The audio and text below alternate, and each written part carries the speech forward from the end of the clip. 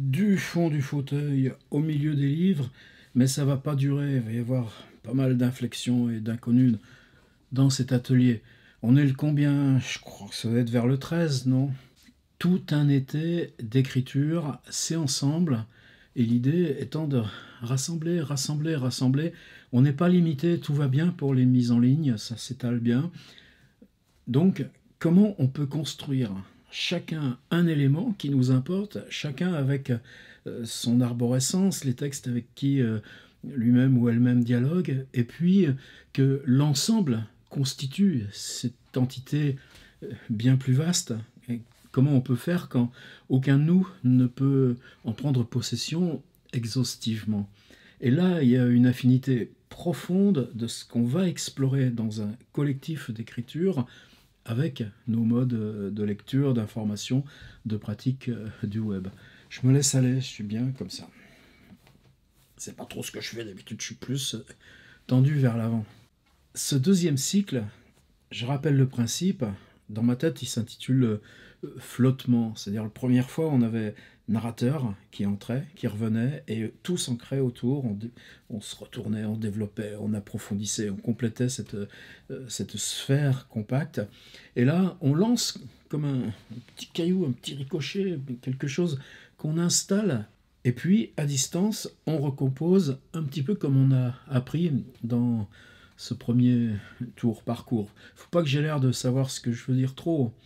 J'invente, j'apprends en même temps que vos textes m'arrivent. Et je dirais que ça, c'est ma propre récompense. Alors, dans cette navigation, bientôt, on va avoir un pic, un retournement. Ça se prépare, on en est tout prêt. Mais j'ai encore besoin de l'installer. La question, c'est aussi celle de la fiction. Quelques-uns piaffent, quelques-unes piaffent d'impatience. Ah, est-ce que ce que je décris, c'est assez grand pour faire une fiction? Ah, peut-être si j'avais su, j'aurais pris un autre point de départ. Ah, ça ne me vient pas, les histoires, etc. Non, on n'en est pas là. Dans la construction, moi, ce que je veux qu'on expérimente, c'est que la fiction, ça ne vous concerne pas, vous et l'écriture, ça concerne ce que votre lecteur, ce que chacun en se promenant dans les textes, gamberge sur lui-même, sur la représentation du monde, sur la fable, en se promenant dans vos textes. Donc la fiction appartient au lecteur et pas à vous-même. C'est en ce sens-là qu'on peut faire du sacré bien, figurez-vous. Et pour aller dans ce sens-là, moi ce que je cherche à faire, c'est de travailler la présence, l'inconnu, l'interstice, la curiosité, toute cette masse de réel qu'on explore, qu'on rend de plus en plus concret, visuel, de plus en plus lié au narrateur, au rêveur qui l'énonce, ce soit cette masse en mouvement, fragmentée, avec des assonances, avec des récurrences, avec des choses qu'on reconnaît, qui donne cette illusion de fiction construite. Et on va y arriver. Et pensez bien que ce qui donnera aussi la force de fiction à votre ensemble de textes, même s'il est sur 3 maisons dans un hameau au bout du monde, ou dans une petite ruelle immergée dans une ville qu'on ne nomme pas, eh bien, c'est que la masse des autres textes fabrique cet inconnu. C'est-à-dire que même si vous connaissez cette petite parcelle que vous installez, que vous décryptez, elle est installée dans un monde où quiconque va venir traverser et emprunter cette ruelle à cet instant précis ne pourra l'interpréter qu'à travers l'océan de ce qu'on est en train d'amorcer. Et c'est ça l'expérience pour moi de la fiction et en quoi elle peut être rétrospective. Alors, vous savez qu'on était sur cette logique d'intérieur extérieur. On est parti sur ces petits lieux. Je voulais pas que ce soit ce qu'on a appelé beaucoup trop facilement des non-lieux, mais cette notion d'usage public, de lieu privé, de lieu relationnel, mais où il y a de l'argent, où il y a de la mémoire, où il y a de la symbolique. Et les textes continuent d'arriver, c'est formidable. Comme là-dessus, il y avait eu cette réflexion sur tiens, c'est bizarre de se projeter sur des intérieurs alors que dans le premier parcours, on était sur des projections extérieures. J'ai voulu insister sur cette notion d'intérieur en allant chercher ces lieux qui ne sont ni intérieurs ni extérieurs et qui fonctionne par la déambulation, par la traversée qu'on en a. C'était sacrément difficile. Et je vois les textes qui arrivent, je mesure bien comment ce qu'on affronte. Alors là aussi, il faut tranquilliser. Si une proposition ne vous convient pas, vous laissez tomber. Il y en aura d'autres. Les mêmes choses ne peuvent pas résonner pour chacun, d'autant plus que plus ça va aller, les propositions que je fais là, c'est parce que j'en ai eu l'idée sur quelqu'un, là, déjà écrite ou réalisée par son propre écart avec une proposition précédente. Alors, tranquille aussi là-dessus. Moi, je voulais qu'on revienne à cette idée, toujours dans cette idée d'intérieur-extérieur. Cette fois-ci, on revient à l'extérieur. On est dans un point quelconque de la ville. Un carrefour. C'est dans mes petits exercices, là, la façon américaine, qui me servent de base à ce qu'on est en train de faire ici. Le truc que j'ai appelé outil du roman, avec ce personnage de Malt Holbren, qui est en fait un hommage à ce grand livre John Gardner, Art of Fiction. C'est lui qui avait été le premier maître d'écriture de Raymond Carver. Et il y a un exercice qui est un grand classique du creative writing américain depuis lors, je l'ai appelé exercice du carrefour soi. Se planter dans un carrefour, non pas à la Pérec en allant faire tentative, raisonnement, captation, mais laisser venir tous ces signes. On l'a un petit peu fait aussi avec cette proposition 5, qui n'était pas facile non plus, B-Word, je l'avais appelé. Alors je voudrais qu'on recommence un petit peu ça. Se baser sur un point où on attend à l'extérieur. Une attente libre, ouverte. Alors évidemment, tout de suite, dans ma tête, c'est où sont les livres qui attendent. Évidemment, le premier qui vient, en attendant Godot. C'est pour ça aussi, peut-être parce que je vous avais parlé du Dépeupleur, il y a 2 séances. Qu'est-ce qui est intéressant dans Godot? Je crois que c'est la structure. C'est qu'on n'a pas une pièce de théâtre avec 2 types qui en attendent un troisième qui ne vient pas. Non, on a 2 fois la même pièce de théâtre. 2 fois la même séquence, avec chaque fois l'enfant qui vient, tout à la fin, pour dire que Monsieur Godot ne viendra pas ce soir, et puis la traversée de Pozzo et je ne sais plus qui, enfin c'était le maître et l'esclave qui nous fascine dans Beckett, et puis Vladimir et Estragon, qui eux reparcourent à l'identique dans les 2 pièces en diptyque qui forment En attendant Godot, avec exactement la même répétition, l'histoire des godasses qui font mal, l'histoire de comment on va manger si on a 2 carottes et 3 radis, et puis cet élément concret, il y a quoi autour? Il y a une ville, il y a la nuit, et puis il y a un arbre. Et cet arbre devient à lui-même toute la présence du monde. Mais ce qui est intéressant, le scandale, le vrai scandale de Beckett, c'est de présenter 2 pièces de théâtre identiques, et comme elles se jouent l'une après l'autre et que tous les éléments sont communs, la répétition induit cette idée de cercle obsessif. J'ai recherché dans mes Echnoz. Dans Echnoz, pour moi, il y a toujours des moments de désoccupation des personnages. C'est très important parce que, tu sais, on parlait toujours d'art du roman, d'action, de personnages, d'intrigue. Ouais, mais ce qui fait la force d'un livre, c'est pas le moment où il se passe quelque chose. C'est le moment où, justement, tous ces personnages viennent à nu, ou bien le paysage vient à nu, ou bien l'ambiance, l'air, la couleur, si on est chez Proust, où tout ça arrive parce que, précisément, le reste s'est élargi, parce que le reste est libre. Et Echnoz a toujours installé ses dispositifs de fiction, puisque chaque fois ils sont codés exactement selon le roman d'aventure, selon le roman policier, selon le roman fantastique. La force d'Echnoz, c'est que les codes donnant une grille, à l'intérieur des grilles, eh bien, c'est relâche, comme on dit à la fois au théâtre et le dimanche matin, ce qui peut faire un zeugme. L'équipée malaise, qui est un de mes livres préférés, c'est des chapitres dont il faut bien être conscient aussi qui ne sont pas extraordinairement longs. Vous voyez, 7-8 pages, 3-4 pages, 5-6 pages.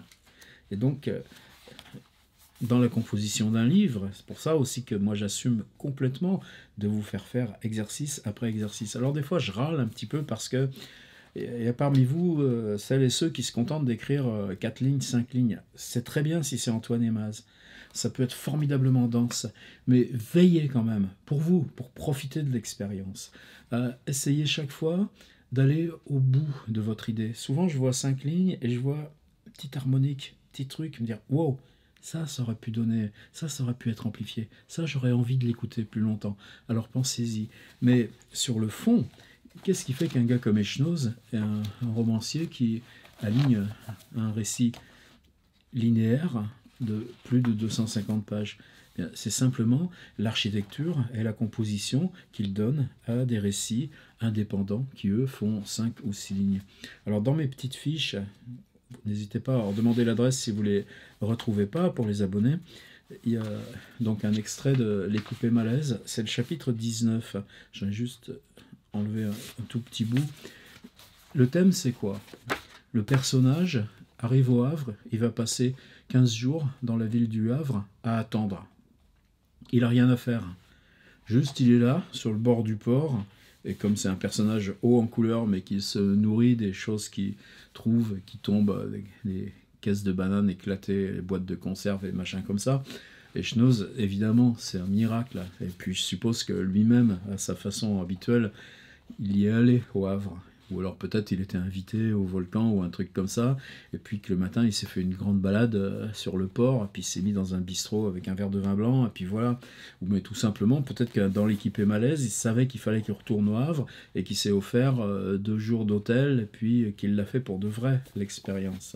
Alors prenez pas ça au pied de la lettre, c'est juste comme exemple de ça.